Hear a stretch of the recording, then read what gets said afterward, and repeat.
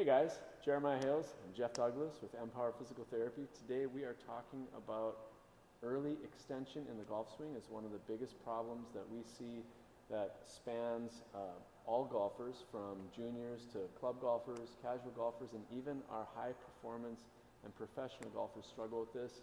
Jeff, why don't you show us what early extension looks like in the golf swing so our viewers can be familiar and up to speed.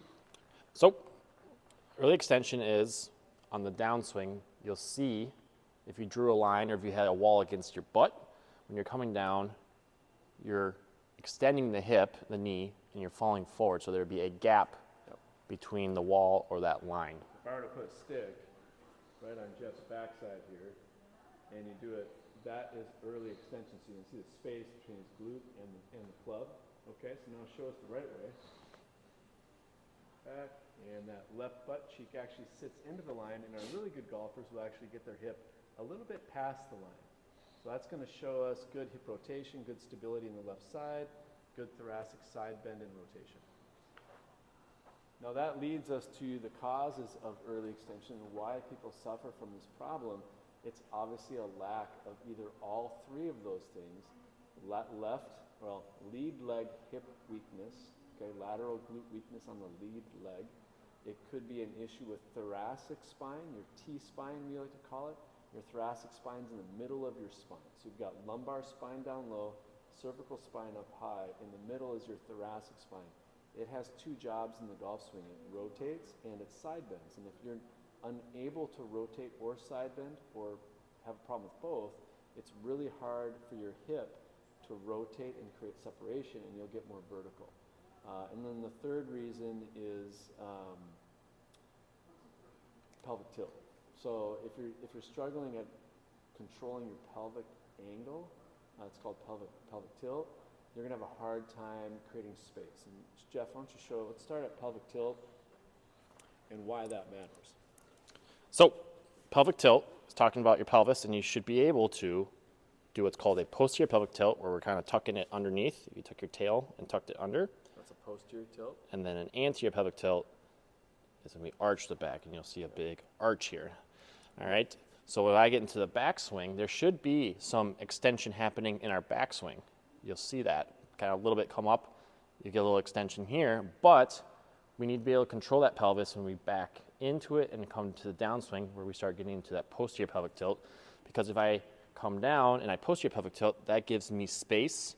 Creates a ton of space for the arms right here. And you can see that posterior tilt promotes sitting back into that line that we talked about a minute ago. Versus someone who is unable to do that, they're not going to be able to create that space here, and a lot of times it launches them forward during the downswing. It disengages the abs when you can't posterior tilt, and causes you to really kind of float into the ball and off that line. Okay. The second thing we talked about was a lack of thoracic spine rotation and side bend. It's a really easy thing for you to test at home. You can literally just stand facing straight ahead, looking in a mirror, and without allowing your body to go forward or backwards, just simply bend to the side from the top down. You should be able to get your fingertips below your knee joint, and if you can't, you are struggling with a loss of range of motion and flexibility for side bending in your thoracic spine. Why is right side bending important? Well, if you watch me for a minute, you'll see if I go back like this, I'm actually side bending left when I go back into my backswing to the top of the swing. That impact, as I rotate through the ball, I'm actually side bending to the right to allow the lower body to work through that position. So it's actually really important.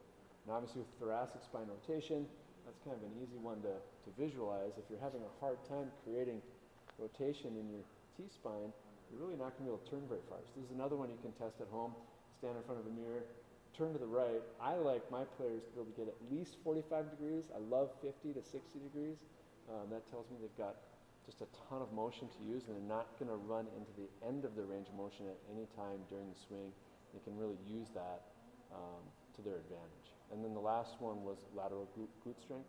Lateral hip strength is really important because your lower body is actually moving at a very high rate of speed during the first phase of power development in the golf swing. And if you don't have the strength to control your lower body in that first phase. In that lateral left hip, you're going to push past your lead leg, and that's going to create what we call a slide. And what we really want to see in the golf swing as strength and conditioning coaches, we want to see our athletes strong enough to be able to control that power move. So a really good power move is getting onto the left leg early, okay, but you have to stop. Okay, you got to apply the brakes at this point in time so that your upper body can work through the shot. Okay, if you don't have the strength to apply the brakes, then you're going to slide through it, and you might also get a little vertical and get into that early extension position. Okay, so we really want to have a strong left or lead leg hip, lateral hip, to be able to control that moment in time to allow your upper body to work through the ball and to avoid that. Thanks for watching. I hope you found this video helpful, and if you have any questions, message us below or go to our website and give us a call.